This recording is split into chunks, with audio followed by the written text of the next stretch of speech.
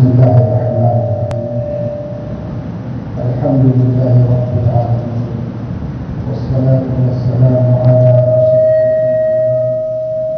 وسيد المرسلين سيدنا وحبيبنا محمد وعلى آله وأهل بيته.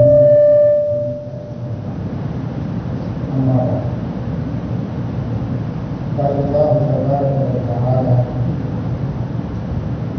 وبشر الصابرين الذين إذا أصابتهم مصيبة قالوا إنا لله وإنا إليه راجعون أولئك عليهم صلوات من ربهم ورحمة وأولئك هم المهتدون. صدق الله العظيم. قابل احترام حفاظ کرام، علماء کرام اور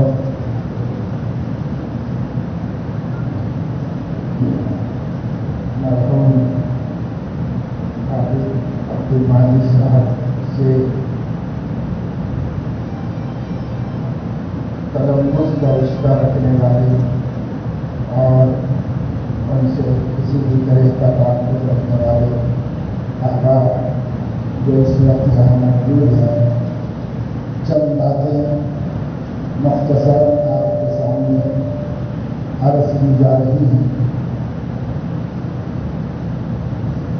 اصل میں تو حافظ صاحب کے سلسلے میں ان کے صفات، خدمات، عادات اور ان کی حیات سے متعلق گفتگو کرنے کا زیادہ حق ان کے کئی طویل تلامذہ اور ان کے صاحبزادگان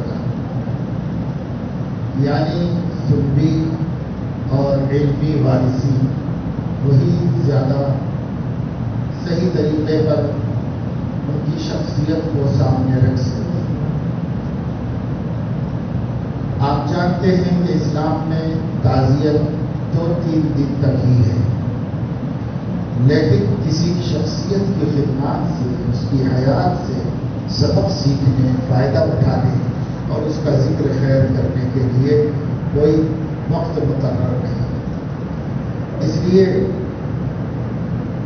اس وقت مناسب محسوس ہوا کہ آج کے دن میں جمع ہو کر ان کی حیات و خدمات سے متعلق گفتگو کی جائے، سنی جائے، تاکہ شاگردوں کے لیے اور آگے خدمت کرنے والوں کے لیے ایک دیرینہ خدمت گزار، معلم، مدرس اور خادم القرآن کی زندگی اسوہ حسنہ کے طور پر سامنے رہے۔ اصل مقصد یہ ہے، جو کچھ انہوں نے اچھا کیا، جو کچھ انہوں نے کمایا، وہ ان کا ضمیر آخرت ہے جو انہیں اللہ تعالیٰ اپنے فضل کے مطابق بھرپور عطا فرمائے۔ لیکن آگے ہمارے لیے ان کی زندگی میں کیا رہنمائی ہے اور ان کی روشنی میں ہم کیسے اپنا سفر دین کی خدمتوں کا طے کر سکتے ہیں، اس کے لیے انہیں نشان راہ بنانا چاہیے اور انہیں مینارہ نور بنانا چاہیے۔ شاگردوں کو ایک مثالی استاذ، مشفق و مہربان استاذ کی زندگی سامنے رکھ کر اپنے قدم آگے بڑھانا چاہیے، خصوصاً معلمین کو، مدرسین کو، اس لیے کہ حافظ صاحب کی زندگی کا بیشتر حصہ تدریس و تعلیم میں گزرا ہے اور وہ اس میدان میں بطور خاص ایک اچھا اسوہ چھوڑ کر کے گئے ہیں، اپنے آپ کو ایک مثالی استاذ کی حیثیت سے متعارف کرا کے گئے۔ ہم جس وقت مدرسہ فیض العلوم میں حفظ کرتے تھے اور ابتدائی پاروں میں تھے، پہلے دوسرے پارے میں تھے، تو ایک نابینا طالب علم کو لایا گیا اور لا کر کے مدرسے میں شریک کرایا گیا۔ ہمارے تقریباً ہم عمر تھے، کچھ بڑے تھے بس، اور اتفاق سے مدرسے کے ذمہ داروں نے یہ طے کیا کہ ان کا سبق یاد کرانے کی ذمہ داری ہماری رہے گی۔ میں ان کا پہلے سبق سے سبق یاد کرانا، اپنا سبق یاد کرنا مغرب کے بعد، اور ساتھ ساتھ ان کو بتاتے رہنا تاکہ وہ رٹتے رہیں اپنا۔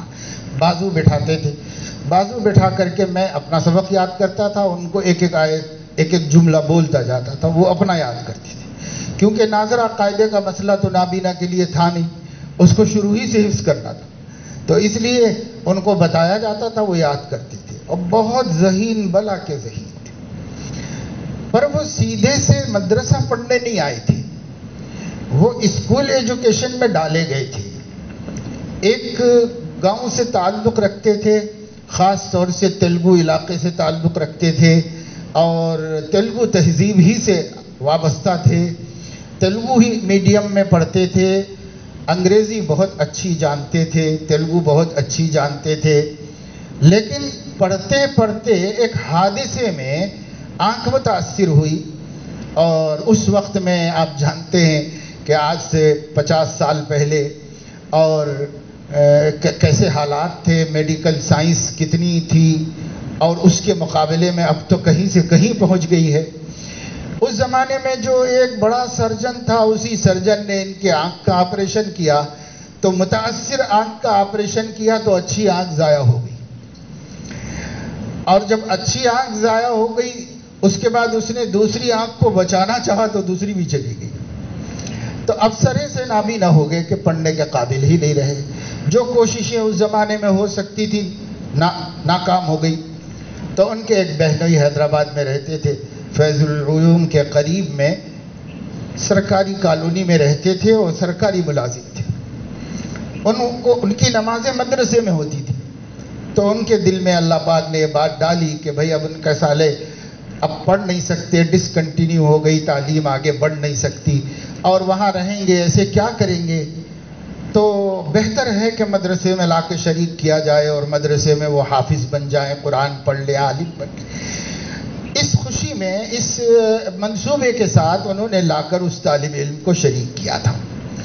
ان کے گھر ہی میں وہ رہتے تھے، اور 2-3 مرتبہ انہوں نے لا کے چھوڑا تھا، اور اس کے بعد سے ان کو لانا نہیں پڑتا تھا، وہ خود ہی آتے تھے، ایک چھوٹی سی لکڑی پکڑ کر خود ہی آتے تھے، اور خود ہی آتے اور خود ہی جاتے تھے گھر، اور بہن کے گھر میں رہ کر پڑھتے تھے۔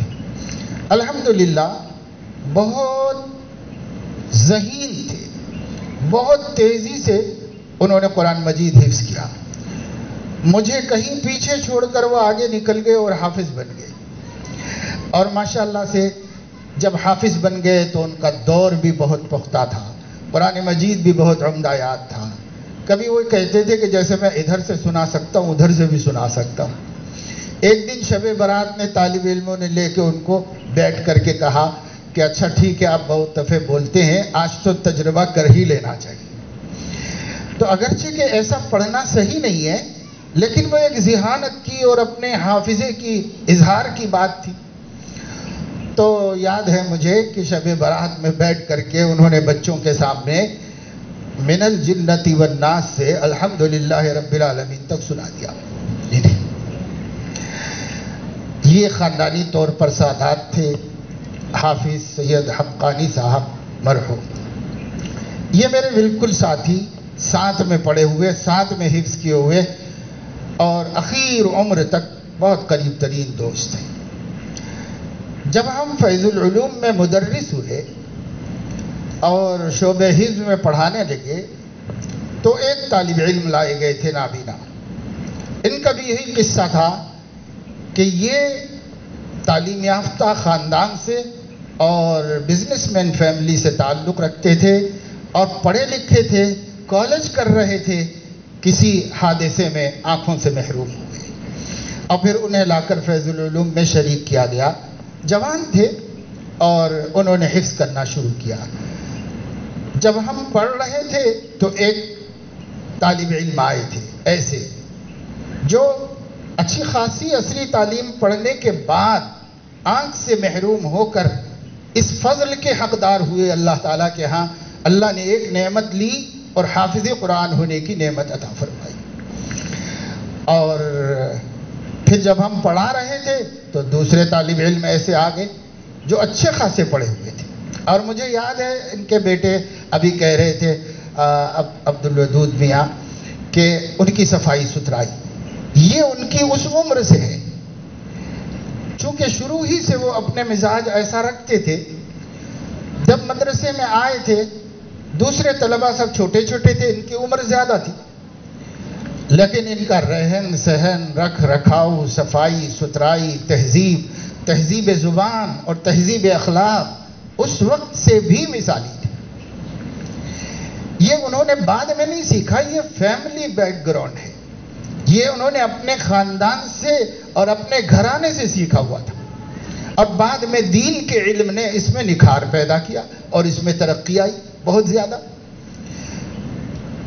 حضور علیہ السلام سے پوچھا گیا تھا کہ سب سے بہترین کون ہے، تو آپ صلی اللہ علیہ وسلم نے فرمایا کہ قریش کا یہ نہیں ہم پوچھنا چاہ رہے، تو آپ نے فرمایا ابو بکر کا یہ نہیں ہم پوچھنا چاہ رہے، آپ نے فرمایا تو ابو بکر کی بیٹی، انہوں نے کہا یہ بھی اچھا۔ حضور نے فرمایا کیا تم یہ پوچھنا چاہ رہے ہو کہ تمام مسلمانوں میں اچھے لوگ کون ہیں، یہ پوچھنا چاہ رہے ہیں؟ کہاں یہ پوچھنا چاہ رہے ہیں، عام سوال ہے ہمارا، کسی خاص شخصیت کا نہیں۔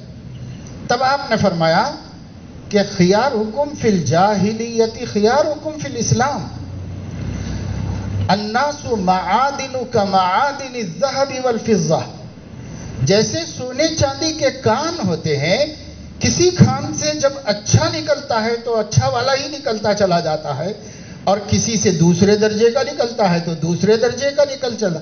اسی طرح قبیلے، خاندان، یہ معادن ہے، یہ معدن ہے، یہ کھان ہے، اس میں سے جیسے نکلتے ہیں تو اچھوں میں سے اچھے ہی نکلتے چلے جاتے ہیں۔ یہ اللہ تعالیٰ کا ایک نظام ہے۔ حضور نے فرمایا جو جاہلیت میں با اخلاق اور مہذب لوگ تھے، جو جاہلیت میں انسانیت نواز لوگ تھے، جب وہ مسلمان ہو گئے تو بس ان کے پاس صرف ایک کمی تھی کہ نور ایمان نہیں تھا، یہ نور ایمان آیا، اب وہ مسلمانوں کے بھی سب سے اچھے لوگ ہو گئے۔ اور جن لوگوں کے پاس نور ایمان ہے لیکن تہذیب و اخلاق کا فقدان ہے تو وہ لوگ اچھے لوگ نہیں ہیں۔ اسلام میں بھی، اسلام میں وہی اچھے لوگ ہیں جن کے پاس تہذیب ہو، جن کے پاس اخلاق ہو، جن کے پاس انسانیت ہو۔ اس لیے میں اکثر عام طور سے طالب علموں میں بھی عرض کرتا ہوں کہ دیکھو، جیسے بلب میں روشنی چمکتی ہے، ورنہ روشنی کہاں ہے یہ نظر نہیں آتی، تاروں میں ہے مگر روشنی ہم کو دکھائی نہیں دے سکتی، اس سے کسی کو راستہ نہیں نظر آ سکتا، اس سے کوئی پڑھ نہیں سکتا، حالانکہ تار میں بھرپور روشنی موجود ہے، لیکن وہ محتاج ہے ایک بلب کی۔ اگر ایک بلب ہوگا تو اس بلب میں وہ روشنی چمک کر پورے حال کو روشن کر دے۔ اسی طریقے سے ایمان سراپا نور ہے، لیکن چمکنے کو انسانیت کا محتاج ہے۔ کوئی انسان ہوگا تو اس میں چمکے گا، اور کسی کی انسانیت جتنی ہوگی اتنا ہی چمکے گا ایمان۔ حالانکہ ایمان اپنی ذات میں پاورفل ہے، ایمان اپنی ذات میں طاقتور ہے، لیکن اس کی چمک کے لیے اسی پاور کا انسان چاہیے، جس کا مطلب یہ ہوا ہم جتنے خلیق ہوں گے، مہذب ہوں گے، ہمارا نور ایمان اتنا کھلے گا، اتنا نکھرے گا، اتنا ظاہر ہوگا۔ اور اگر ہم قابل ہوں گے، عالم ہوں گے، فاضل ہوں گے، مقرر ہوں گے، مصنف ہوں گے، مدرس ہوں گے، پر ہمارے اندر انسانیت میں کمی ہوگی تو وہ ہمارا اندر کا نور ہمارے سامنے، انسانیت کے سامنے ظاہر نہیں ہو سکتا۔ اس لیے ایک بڑی چیز ہے جس کی طرف عزیزم نے توجہ دلائی، ہم سب کو، ہر خادم قوم و ملت کو، ہر خادم قرآن کو خصوصاً وَثِيَابَكَ فَطَهِّرْ، اللہ نے ابتدائی وحی میں فرمایا صاف ستھرے رہیے، پاک صاف رہیے۔ حضور علیہ السلام کو شروع ہی میں فرما دیا اللہ نے، حالانکہ ان کے مزاج میں خود نفاست تھی، نزاکت تھی، ان کا مزاج خود بہت صفائی اور نظافت پسند تھا۔ بہرحال یہ ہم نے ان کے اندر دیکھا، انہوں نے جب تک پڑھا مدرسے میں، ان کی تہذیب ہر استاذ کو خوش کرتی تھی، ہر استاذ کے ساتھ نہایت عزت سے پیش آتے تھے، اور کسی چیز پر ایسا رد عمل سامنے نہیں آیا طالب علمی کے زمانے میں جس سے استاذ کو تکلیف پہنچے، ایسا کوئی رد عمل ان سے سامنے نہیں آیا۔ ماشاءاللہ پھر وہ بھی بہت جلد حافظ بنے، زیادہ وقت ان کو بھی نہیں لگا، کچھ دن پڑھانے کے لیے بٹھا دیے گئے درجے میں. ہمارے درجے میں بھی بیٹھ کر بچوں کا سنتے تھے. سننے کے لیے بھی کام لیا گیا ان سے وہاں پر. اللہ پاک نے بہرحال علم سے نوازا، حافظ قرآن بنایا. حافظ بہت بچے بنتے ہیں، لیکن اس کے ساتھ عقیدے کی سلامتی اور پختگی اور تعلق مع اللہ، اتباع سنت کا شوق اور اتنی معلومات دین کی جس سے آدمی غلط رستے پر نہ جائے، یہ انہوں نے اپنی فکر سے حاصل کی، اپنے بڑوں اور اپنے ماحول سے حاصل کی. اور اس کے بعد اللہ تعالیٰ نے، آپ لوگوں نے دیکھا ان کی زندگی کو، کیونکہ وہ جب وہاں سے چلے گئے تو ہم نے زیادہ نہیں دیکھی ان کی زندگی. ملاقاتیں ہوتی تھیں اور عقیدت کے ساتھ، محبت کے ساتھ، خلوص کے ساتھ ملاقاتیں ہوتی تھیں.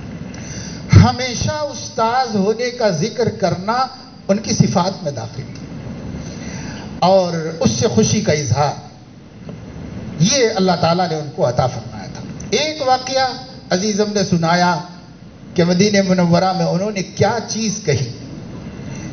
بسا اوقات اچھے اچھے اہل علم بے قابو ہو جاتے ہیں، اور ہوا ہے. ہماری تاریخ بتاتی ہے کہ اس موقع کے اوپر، حادثات کے موقع کے اوپر بڑے بڑے اہل علم کے قدم انہوں نے لغزش کھائی اور خلاف سنت ہوا. اگرچہ کہ کوئی ناجائز کام نہیں ہو، پر خلاف سنت تو ہوا. ایسے کتنے واقعات ہیں. بسا اوقات بڑوں سے بھی ایسی اس موقع پر مغلوب الحزن ہو کر، غم سے مغلوب ہو کر خلاف سنت کا ارتکاب ہو گیا.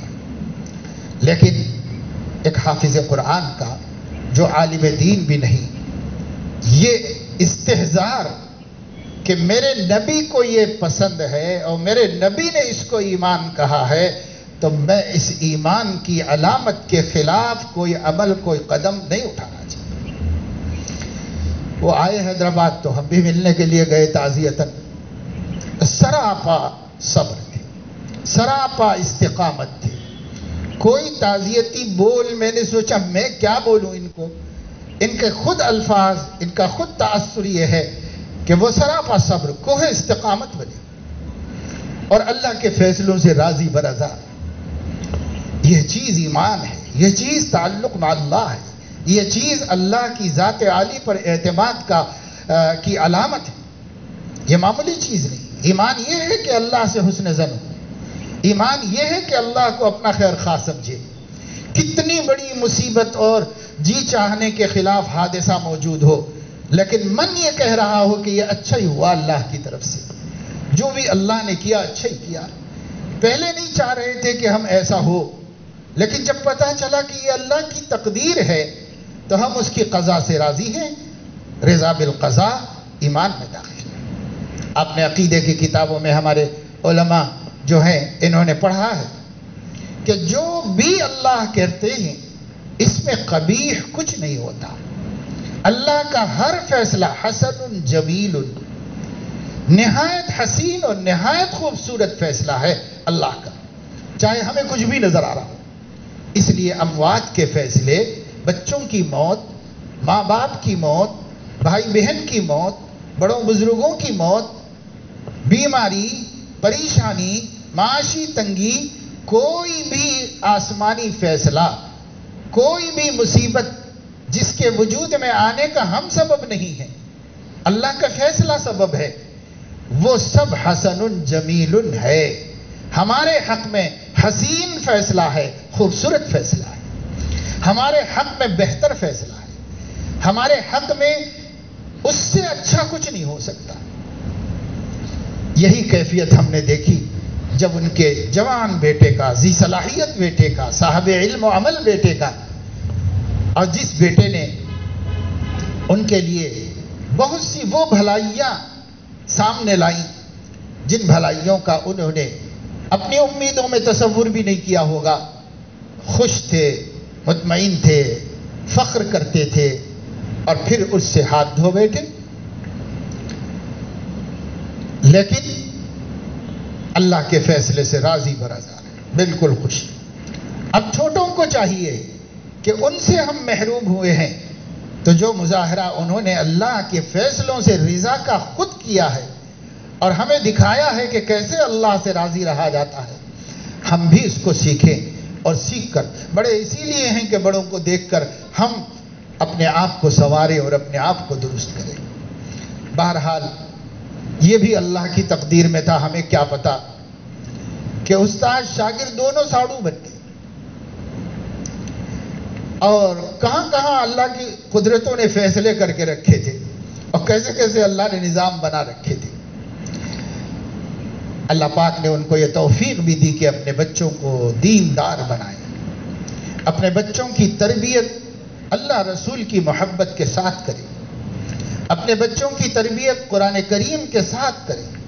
یہ اللہ نے ان کو توفیق عطا فرمائی اور یہ توفیق آج ہمارے سامنے ہے۔ اللہ کا شکر ہے کہ ہمارے دوست اور ہمارے شاگرد، ان پر ہمیں فخر ہے۔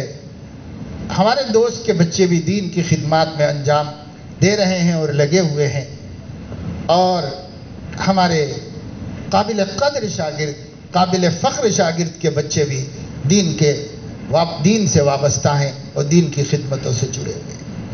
اللہ پاک نے مقدرات جو کیے ہیں اس کو دیکھو کہ کیسے حسن جمیل ہے، کیسے حسن جمیل ہے۔ پتہ نہیں وہ لوگ جو تعلیم حاصل کر رہے تھے اگر کر لیتے تو جیسے ان کے بھائیوں کو ہم جانتے ہیں کہ بڑے بڑے ڈگریاں حاصل کرنے کے بعد کوئی سعودی عرب کے اندر اور کوئی باہر اور کوئی یہیں پر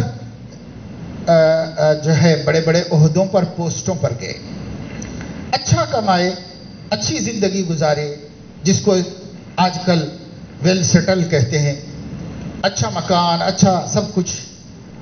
اسی طرح حافظ صاحب کے ساتھی بعد میں آئے تو ہمارے سے بھی ملاقات ہوئی، جنہوں نے باہر جا کر تعلیم حاصل کی اور باہر سے گریجویٹ ہو کے آئے، یہاں گریجویشن کمپلیٹ کی، اور ان لوگوں کی بڑی خواہش تھی کہ اپنے کلاس میٹ کا کوئی ایسا آپریشن ہو سکتا ہے جس سے ان کی آنکھیں کھل جائیں۔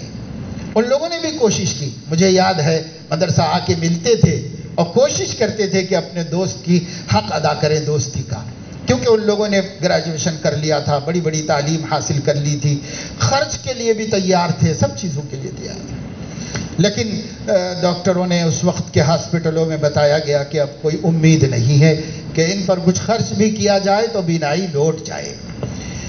لیکن ہمیں یہ سمجھ میں آیا کہ اللہ کا فیصلہ کتنا حسین جمیل ہے کہ اللہ پاک نے ان دنیاوی ترقیوں سے تو گو روک دیا، پر اللہ پاک نے کیا کیا مقامات و مراتب دین کی نسبت سے عطا فرما دیے، جس کے سامنے دنیا کا ہر عہدہ ہیج ہے۔ ایک حافظ قرآن کے سامنے کلکٹر کی کیا حیثیت ہے، ایک حافظ قرآن کے سامنے کمشنر کی کیا حیثیت ہے۔ حافظ قرآن کے سامنے کسی کا مقام نہیں، پھر وہ حافظ قرآن بھی باعمل ہو، متبع سنت ہو، خوف خدا رکھنے والا ہو، اللہ سے ڈرنے والا ہو، خلوت میں جلوت میں قرآن کا عاشق ہو، اس سے بڑا مرتبہ کس کا ہو سکتا ہے؟ یہ اللہ کے عاشق ہوگا۔ آپ نے حدیث سنی، پڑھی، اہل القرآن ہم اہل اللہ وخاصتہ، قرآن والے یعنی قرآن کے عاشق، قرآن پڑھتے رہنے والے، قرآن میں تدبر کرنے والے، قرآن سے والہانہ تعلق رکھنے والے ہی اللہ والے ہیں، اور خواص ہیں اللہ کے خواص ہیں، وی آئی پیز ہیں اللہ کی بارگاہ میں، بڑے مرتبے والے۔ کون؟ جو قرآن کے عاشق۔ آج ان کے شاگردوں میں اور ہم لوگوں میں اور بہت سے حفاظ ہیں، لیکن اس قدر قرآن کی ناقدری ہے کہ پڑھ کر بھول بھی گئے۔ ایک طالب علم مجھے نظر آئے، مجھے کہیں جانا تھا تو میں نے ان سے کہا کہ بھائی آپ گاڑی چلا لیتے ہو؟ ہاں چلاتا ہوں۔ تو ان کے ساتھ ہی چلے گئے۔ راستے میں میں نے پوچھا کہ آپ تو حافظ قرآن ہیں، قرآن یاد ہے کہ بھول گئے؟ تو کہنے لگے کچا ہے۔ کہ کچھ پارے یاد ہیں یا پورے کچے ہو گئے؟ کہ سب ہی کچا ہو گیا۔ اب کیا کر رہے ہیں؟ تو دبئی میں کما رہے ہیں۔ تو دبئی میں کما تو رہے ہیں لیکن قرآن فراموش کر دیا ہے، جس کے بارے میں کہا گیا جو جان بوجھ کے خدا کے قرآن کو بھول جائے گا قیامت میں اس حال میں آئے گا کہ چہرے پر ہڈیوں کا ڈھانچہ ہوگا اور گوشت کا نام و نشان۔ آج قرآن یاد رکھنے والے، پڑھنے والے کتنے ہیں حافظوں میں؟ اپنے استاذ کو کم سے کم ان کے تلامذہ اسوہ بنائیں کہ بھئی روز قرآن پڑھتے ہوئے دنیا سے چلے گئے، کوما میں چلے گئے، یعنی ہوش نہیں رہا پھر بھی قرآن پڑھتے رہے۔ ہوش نہیں رہتا، بسا اوقات آدمی بکواس کرتا ہے، لیکن عاشق قرآن بکواس کیوں کرے؟ اس کا جو ذوق ہے وہی اللہ اس کی زبان سے نکلواتے چلے جاتے ہیں۔ قرآن پڑھتے رہے، قرآن پڑھتے ہوئے دنیا سے چلے گئے، کل قیامت میں قرآن پڑھتے ہوئے قبر سے اٹھیں گے اور انشاءاللہ خدا تعالیٰ کے حضور اس کا کلام پڑھتے ہوئے آئیں گے، اور اللہ رب العزت ایسے بندے پر کیا کرم فرمائے گا ہم اس کا تصور نہیں کر سکتے۔ بہرحال اللہ تعالیٰ ان کی مغفرت فرمائے۔ غم ضرور ہوا جدائی کا، افسوس ضرور ہوا۔ ہمارے حضرت محی السنہ شاہ ابرار الحق صاحب نور اللہ برکتہ نے ہمارے چچا کا انتقال ہوا تھا۔ اتفاق سے حضرت حیدرآباد میں تھے۔ ہمارے یہ چچا دیگر تمام اپنے 6 بھائیوں میں سے ایک ایسے تھے جن کو داڑھی بھی نہیں تھی، جو سرکاری ملازم تھے، جن کی ملازمت حلال میں نہیں تھی۔ ہمارے والد ان کے گھر کبھی لے کے جاتے ہم لوگوں کو تو شرعی مسئلہ ان کو بتا دیا تھا کہ کسی غیر مسلم سے قرضہ لے کر اخراجات کریں اور پھر اپنی تنخواہ سے ادا کریں، ہمارے رہنے تک وہ ڈائریکٹ تنخواہ خرچ نہ کریں۔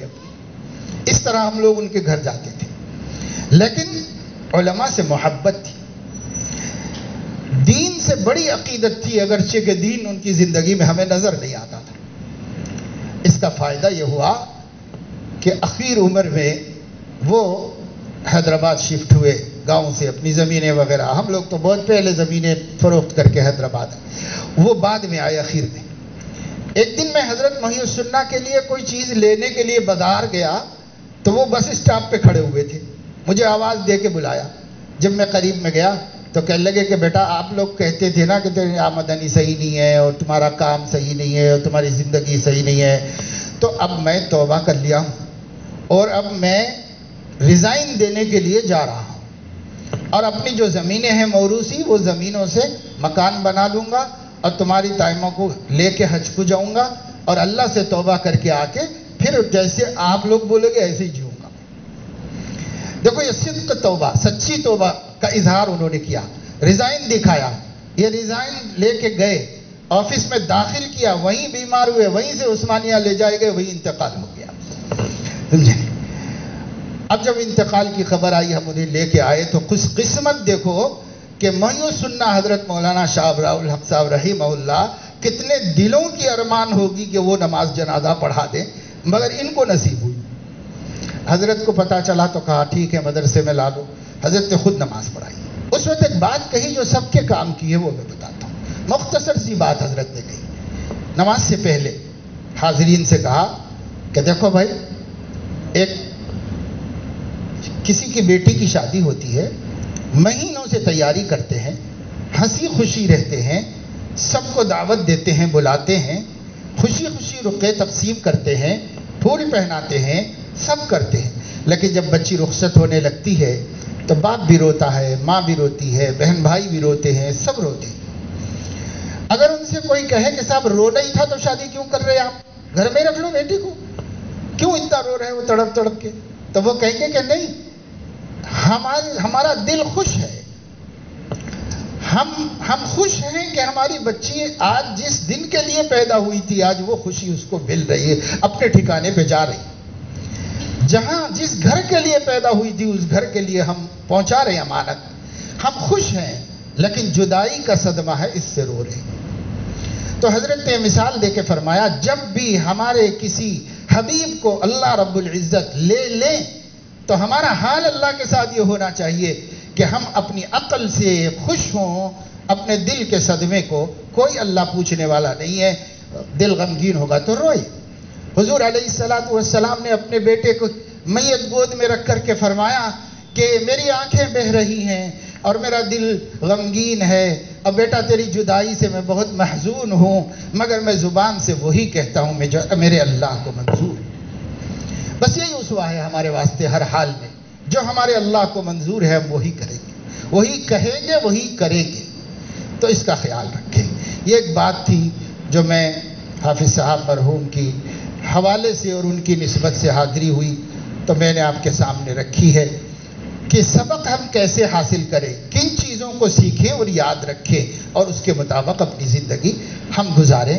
یہی ہے حیات و خدمات کے پروگرام کا اصل مقصد۔ اور غم کو تازہ رکھنا 3 دن کے بعد بھی یہ تو درست ہی نہیں ہے، تو اس کے لیے نہیں بلایا گیا، اس کے لیے نہیں جمع ہوئے ہم لوگ، اس کو تو ختم کرنا ہے بس اس کے لیے کہ ہم کیسے سیکھیں کیا کریں۔ اور اس بات کے علاوہ ایک دو باتیں مختصر پیغام کے طور پر آپ لوگوں سے میں عرض کر کے اجازت چاہوں گا۔ وہ یہ ہے کہ تقریباً سب لوگ اہل دین ہیں، ائمہ ہیں، مدرسین ہیں، معلمین ہیں۔ آپ جانتے ہیں کہ اس وقت مدرسے بند ہیں، اس وقت ابھی مساجد بھی تقریباً بند تھیں اور بہت مشکل سے چوری چھپے نمازیں ہو رہی تھیں، اب کھل گئی اللہ کا کرم۔ مدارس بھی بند ہیں، خدا کرے کہ جلد سے جلد مدرسے کھل جائیں۔ آنکھیں دیکھ رہی ہیں کہ مدرسوں کے بند ہونے سے کتنی بے نوری سماج کے اندر پیدا ہو گئی ہے اور کس قدر اس کا اثر مسلم سماج کے اوپر پڑ گیا ہے، اور خدا جانے کب تک یہ سلسلہ بند رہے گا تو کتنا اور نقصان ہوگا۔ پڑھنے والوں کا تو ہوا، سماج کا بھی نقصان ہوا، گھروں میں ہر گھر میں ظلمت آئی، یہ پڑھنے پڑھانے کے ختم ہونے کی وجہ سے، کیونکہ قرآن کا پڑھنا پڑھانا، دین کے علم کا پڑھنا پڑھانا معمولی نعمت نہیں، آسمانوں سے فرشتے اترتے ہیں، رحمت ڈھانک لیتی ہے اور فرشتے گھیر لیتے ہیں، سکینت اتاری جاتی ہے، کیا کیا فضیلتیں ہیں اس کی، سب بند۔ اور جب سب بند تو سماج کتنا متاثر ہوا اس سے، تو بہت نقصان ہو چکا ہے۔ اللہ سے دعا کرتے رہیے کہ اللہ پاک بہت جلد اپنے دین کی اور علم کی اور قرآن کی ان سرگرمیوں کو اللہ تعالیٰ بحال فرما دے اور مدارس اپنے کام شروع کر سکے کھلے عام، اس کے لیے اللہ اسباب بنا دے، اس کی دعا کرتے رہیں۔ لیکن اگر آپ کا مدرسہ بند ہے، مدرسہ میں پڑھانے کے لیے طلبہ نہیں ہے، تو آپ دین کی خدمت مت بند کیجیے، دین کی خدمات برابر جاری رکھیے، کس طریقے سے ممکن ہے اس طریقے سے کیجیے۔ دیکھیے کہ جب لاک ڈاؤن ہوا اور سخت ترین لاک ڈاؤن ہوا تو کیا ہمارا کھانا پینا بند ہوا؟ کیا ہمارے اپنے گھر کی ضرورتیں بند ہوئی؟ اگر ہم نے اپنے جسم کی غذا نہیں روکی تو پھر روح کی غذا روکنے کا کیا جواز ہمارے پاس ہے؟ اس لیے یہ دین کی خدمت، یہ قرآن کا سیکھنا سکھانا نوجوانوں کو، بچوں کو، بچیوں کو، یہ ہمارے روح کی غذا ہے، یہ مجتمع، سوسائٹی اور معاشرے کی زندگی کی علامت ہے۔ اگر یہ نہیں تو پھر کچھ نہیں، مردہ بستیاں ہیں جہاں اذان نماز نہیں ہوتی اور جہاں پر قرآن کریم کی تعلیم نہیں ہوتی، دین کی تعلیم نہیں ہوتی۔ اس لیے مکاتب تو چل سکتے ہیں، چھوٹی چھوٹی تعداد میں جگہ جگہ بچوں کو جوڑنا اور پڑھانا، جو قابل اعتراض نہیں۔ باقی بات ابھی حافظ صاحب پوچھ رہے تھے تو میں نے بتایا کہ بھائی مختلف باتیں واٹس ایپ پر گشت کرتی رہتی ہیں، لیکن جو بات زیادہ مضبوط ہے وہ یہ ہے کہ یہ جو ممانعت سینٹرل گورنمنٹ کی طرف سے وبا کو ڈکلیئر کر کے، مرض کو، بیماری کو اعلان کر کے کہ بیماری سے ملک متاثر ہے، اس کو اعلان کر کے جو ہنگامی احکامات جاری کر رہی ہے حکومت، یہ کہتے ہیں کہ 1958 کے ایک قانون کے تحت کر سکتی ہے، اس کا اختیار ہے کہ وہ ہماری سرگرمیوں پر پابندی لگائے، یہ حکومت کا اختیار ہے، اور اس کی صراحتاً خلاف ورزی کرنا قانونی جرم ہے تمام شہریوں کے لیے۔ اس کا تعلق مذہب غیر مذہب سے نہیں کہ بھئی یہ مذہبی سرگرمی ہے یا غیر مذہبی سرگرمی ہے، سوشل ہے، معاشی ہے، فائنانشل، کسی اس سے تعلق نہیں، اس کا تعلق صرف ہنگامی صورتحال کے قانون سے ہے، اور اس صورت میں اگر کوئی حکومت کی نافرمانی کرتا ہے تو 50,000 سے 5 لاکھ تک کا جرمانہ عائد کیا جا سکتا ہے، اور 1 سال سے لے کر 5 سال تک کی جیل اس کو ہو سکتی ہے۔ یہ ہنگامی صورتحال میں حکومت کے احکامات کی خلاف ورزی کا قانون ہے، اس لیے اس کے حوالے سے ہمیں دیکھتے ہوئے یہ سب کرنا ہے۔ ورنہ اگر ہم ایسا نہ ہوتا تو ہم یہ کہہ سکتے تھے کہ بھائی یہ ہماری مذہبی سرگرمیاں ہیں، ہم اس کو بند نہیں کر سکتے، یہ تو کرنا ہی کرنا ہے، ہم کو کرنا ہے۔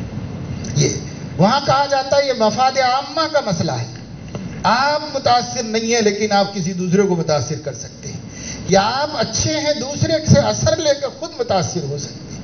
اس لیے مفاد عامہ کے تحت حکومت نے ہم پر پابندیاں اگر لگائی ہیں تو ابھی صورتحال حقیقت میں کیا ہے، اب یہ تو ہم جانے بھی تو کچھ نہیں کر سکتے، اور سب لوگ صحیح طریقے سے جانتے بھی نہیں۔ اگر جان بھی لیں تو ہم کچھ نہیں کر سکتے۔ جس کے ہاتھ میں حکم ہے اور جس کی زبان وہ قانون ہے، وہ لوگ جو حکم لگا دیں گے ہم اس کے پابند ہو جائیں گے۔ اسی وجہ سے کوئی ایجیٹیشن نہیں کرتا، اسی وجہ سے کوئی تنظیم احتجاج نہیں کرتی، اسی وجہ سے کوئی عالم ان کی مخالفت کر کے آپ کو اجازت نہیں دے رہا ہے، کوئی مذہبی اسلامی تنظیم اس کی اجازت نہیں دے رہی ہے، دارالعلوم دیوبند ندوۃ العلماء کوئی اجازت نہیں دے رہا ہے، کوئی مذہبی سرگرم جماعت اس کی اجازت نہیں دے رہی ہے۔ تو وجہ اس کی کیا ہے؟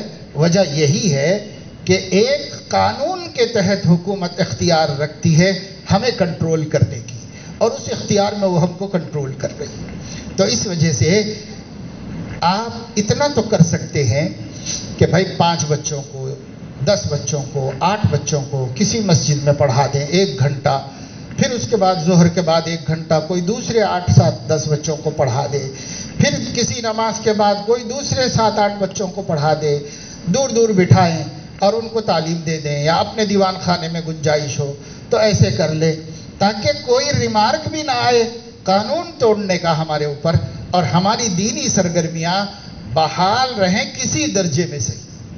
100% ختم کر دیں گے تو پھر شروع کرنا مشکل ہو جائے گا۔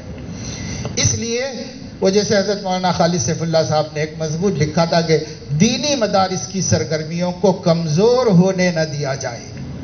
کمزور ہونے نہ دیا جائے کا یہی مطلب ہے کہ سرے سے ختم نہ کر دیا جائے۔ سرے سے ختم کریں گے پھر شروع کرنے کی صورتیں نہیں ہوں گی، برسوں لگ جائیں گے، دہائیاں لگ جائیں گی مدرسوں کو سنبھالنے کے واسطے۔ اس لیے ہمیں ہمارے حفاظ، ہمارے ائمہ، ہمارے مؤذنین، ہمارے علماء اپنی روزی روٹی کے لیے اگر ان کے اداروں سے ان کی سرپرستی نہیں ہو پا رہی ہے تو اپنی روزی روٹی کے لیے کوئی مہذب اور جائز طریقہ کار اختیار کر لے، ذریعہ اختیار کر لیں، پر دین کی خدمت، قرآن کی خدمت یہ بالکل بند نہ کرے، یہ برابر جاری رہے، رضاکارانہ طور پر جاری رکھیے۔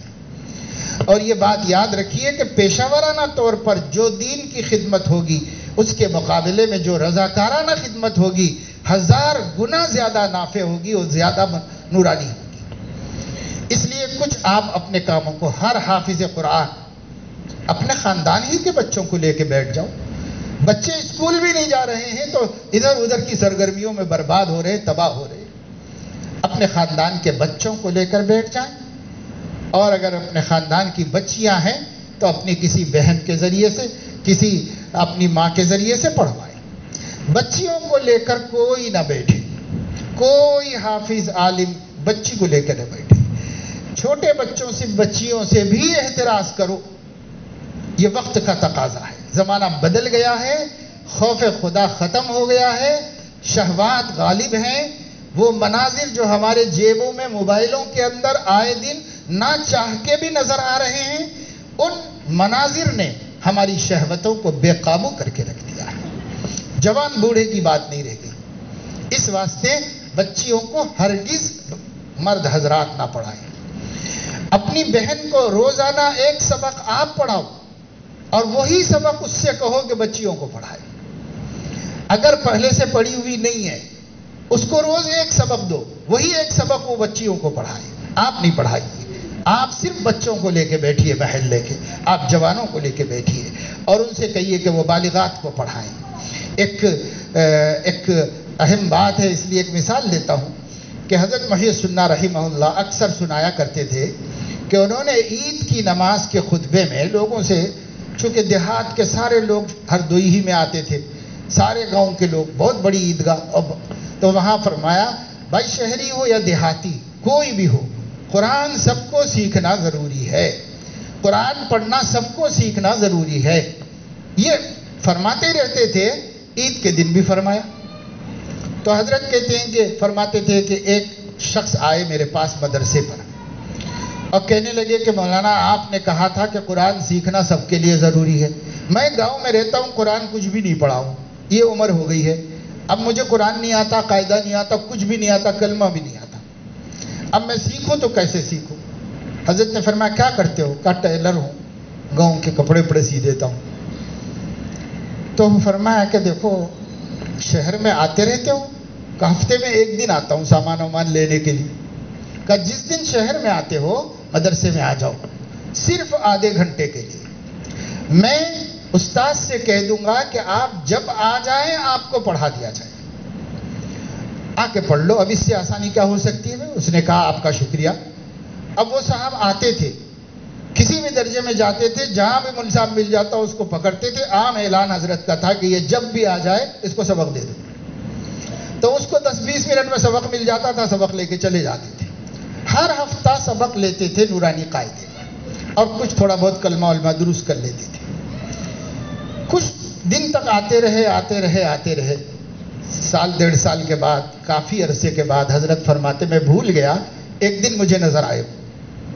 تو میں نے کہا کہ ماسٹر صاحب تم پڑھنے آ رہے ہو اور دکھائی نہیں دیے بہت دنوں سے. تو کہنے لگے کہ حضرت میں تو پڑھنا سیکھ لیا ہوں اور اب گاؤں والوں کو پڑھا رہا ہوں، اور ہماری بیوی جو ہے وہ گاؤں کی عورتوں کو پڑھا رہی. کہا وہ کیسے؟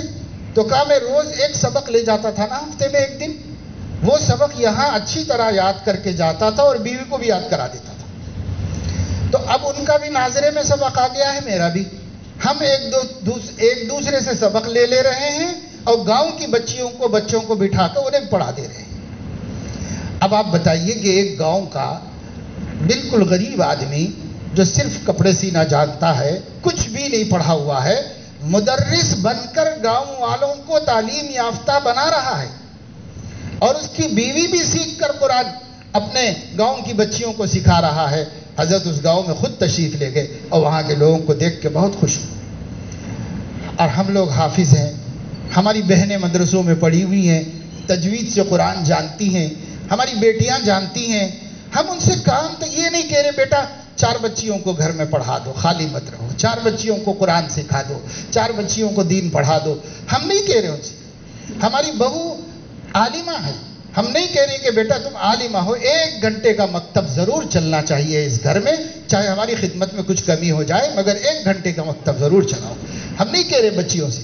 ہم اپنی بہوؤں کو استعمال نہیں کر رہے ہیں، ہم اپنی بیٹیوں کو استعمال نہیں کر رہے اللہ کے دین کی حفاظت کے واسطے. ہم بہت بڑے مجرم ہیں، ہم اللہ کو منہ نہیں دکھا سکتے، ہم نبی کا سامنا نہیں کر سکتے.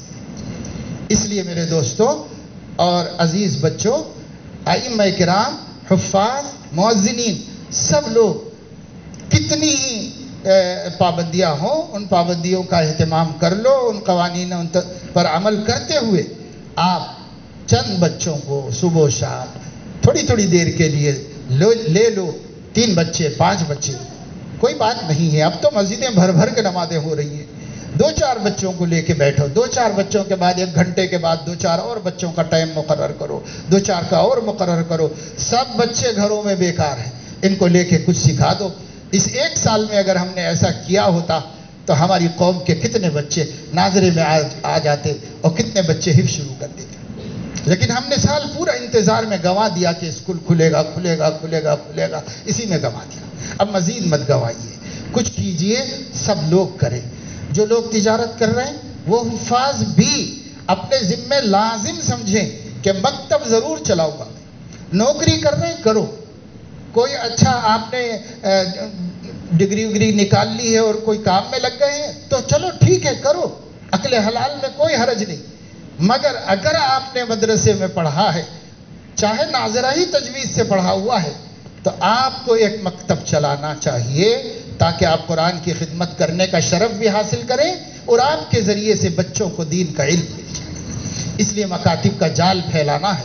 اور دہریت کی جو باڑھ آئی ہوئی ہے اس سے انسانیت کو، اپنی قوم کو، اپنے حبیب کی امت کو بچانا ہے۔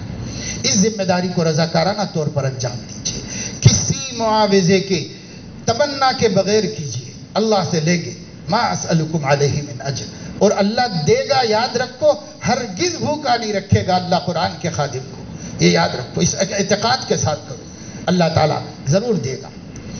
اور تیسری اور آخری بات وہ یہ ہے کہ ہمارے بعض مدارس کے فضلاء عالم بن کر یا حافظ بن کر انہوں نے بجائے مدرسوں کی اور مسجدوں کی خدمت کے کوئی دوسری لائنیں اختیار کر لی، معاش کے واسطے، روزی روٹی کے واسطے، یا بیرون ملک میں ہے یا یہیں پر ہیں مگر تجارت کرتے ہیں یا دوسرا کوئی کاروبار ہے، جو بھی ہے، بہرحال معاشی اعتبار سے ان کا فائنانشل اسٹیٹس اچھا ہے، معاشی اعتبار سے انہوں نے اپنے کو مضبوط کیا ہوا ہے۔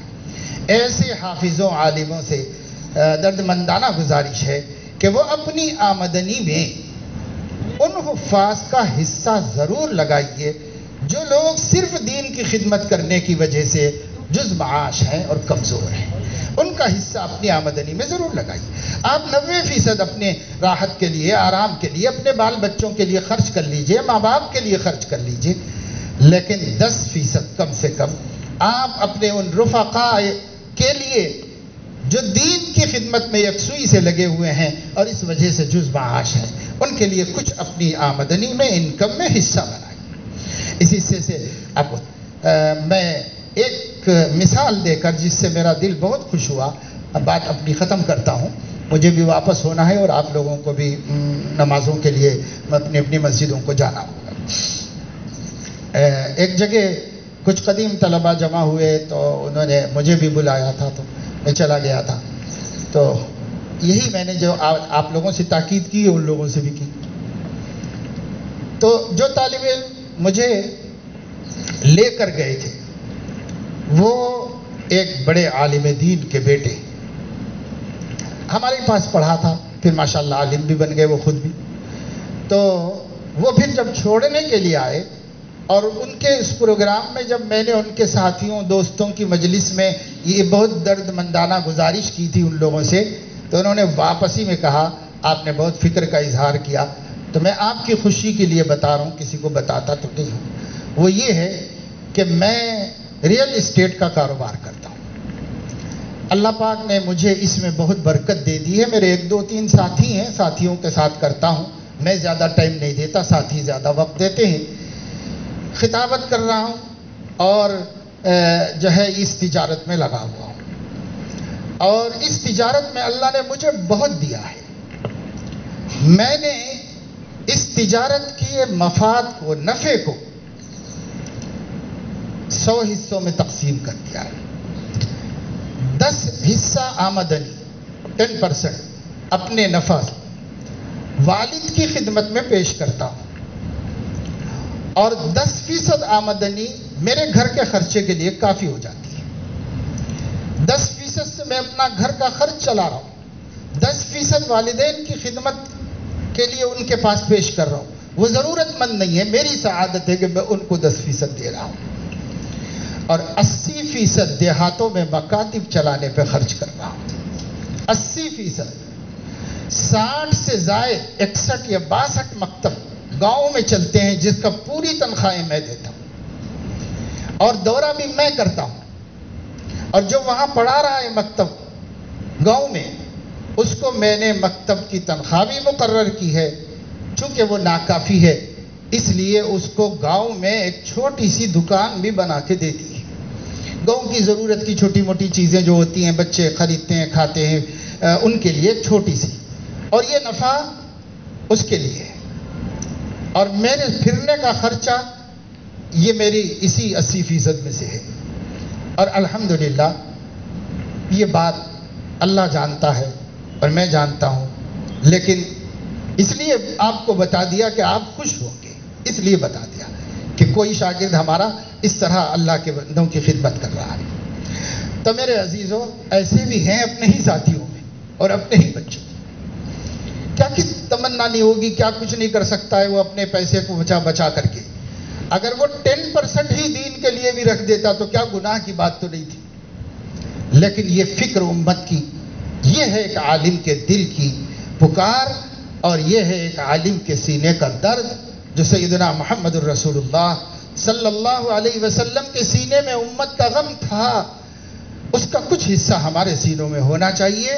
غفلت مت کیجئے۔ جو لوگ صرف دین کی خدمت کر رہے ہیں، اللہ پہ بھروسہ کر کے کرتے رہیے، مسلسل کرتے رہیے۔ جن لوگوں کو اللہ تعالیٰ نے کچھ دوسرے ذرائع سے زیادہ روزی کا سامان فرما دیا ہے تو وہ دو کام کریں۔ ایک یہ کہ ان کا بھی مکتب چلنا چاہیے جس میں وہ خود خادم قرآن کی حیثیت سے بیٹھ کر بچوں کو پڑھائیں، اور دوسرے یہ کہ اپنی آمدنی کا اپنی مرضی سے کوئی حصہ مقرر کر کے حفاظ، علماء، ائمہ جو چھوٹی چھوٹی تنخواہوں پر اللہ کے دین کی حفاظت کر رہے ہیں، ان کو آپ ہدیے کے طور پر خفیہ طریقوں سے عزت کے ساتھ پہنچا دیا کیجئے۔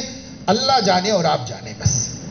بس یہ چند گزارشات میں نے، یہ تیسری بات میں نے اس لیے بھی کی کہ یہ جگتیال ہے، اور جگتیال میں مسلمان اور خصوصاً دیندار طبقہ بھی تجارتوں وغیرہ سے جڑا ہوا ہے، اس لیے میں نے یہاں پر آپ کے سامنے یہ باتیں عرض کر دی ہیں۔ اللہ تعالیٰ اپنے فضل و کرم سے ہم سب کو اپنے رضا والی زندگی نصیب فرمائے، اپنے حبیب کی سنتوں والی زندگی نصیب فرمائے، آپس میں مودت و محبت نصیب فرمائے، ہمارے قلوب کو بغض سے، عناد سے، کینے سے اور ایک دوسرے سے کھنچے ہوئے رہنے سے محفوظ فرمائے، ہمارے دلوں میں مودت، محبت اور اپنی سوسائٹی میں جڑے رہنے اور ہر ایک کو محبت و پیار بانٹتے رہنے کی اللہ تعالی ہم سب کو توفیق نصیب فرمائے۔ بڑے چھوٹوں پر رحم کرنے لگیں اور چھوٹے بڑوں کا احترام کرنے لگیں، اور ساتھ ہی صداقت اور محبت کے ماحول میں رہا کریں، حسد سے اور عناد سے اور ایک دوسرے کو گرانے کی کوششوں سے بچتے رہیں۔ اللہ کرے کہ ہم سب اللہ کے پسندیدہ بندے بن جائیں، اور اللہ پاک ہمارے نہایت محترم اور معزز حافظ عبد الماجد رحمہ اللہ رحمتاً واسعہ کی مغفرت فرمائے، ان کے درجے بلند فرمائے، ان کی سیئات کو حسنات سے مبدل فرمائے، ان کے حسنات کو ان کے رفع درجات کا سبب بنائے۔ اللہ پاک ان کے عشق قرآن کو اپنے قرب کا وسیلہ بنا دے، سیدنا محمد الرسول اللہ صلی اللہ علیہ وسلم کی شفاعت کا سبب بنا دے، ان کے پسماندگان کو صبر اور ہمت نصیب فرمائے، اور ان کے راہ پر چلنے کی توفیق نصیب فرمائے۔ تلامذہ کو بھی ان کی استقامت فی الدین اور دین کی خدمت میں اچھے برے حالات میں ہر حال میں ثابت قدم رہنے کی توفیق نصیب فرمائے، اس لیے کہ وہ بھی ابتدائی دور میں اس حال میں نہیں تھے جو انتہائی دور میں تھے۔ انہوں نے اپنے بچوں کو پرورش کرتے ہوئے صرف دین کی خدمت کو اپنے لیے پسند کیا، اس لیے ہم کو اسے اسوہ بنانا چاہیے۔ انہی دعاؤں کے ساتھ اور انہی تمناؤں کے ساتھ میں اپنی بات ختم کرتا ہوں۔ وآخر دعوانا ان الحمد للہ رب العالمین۔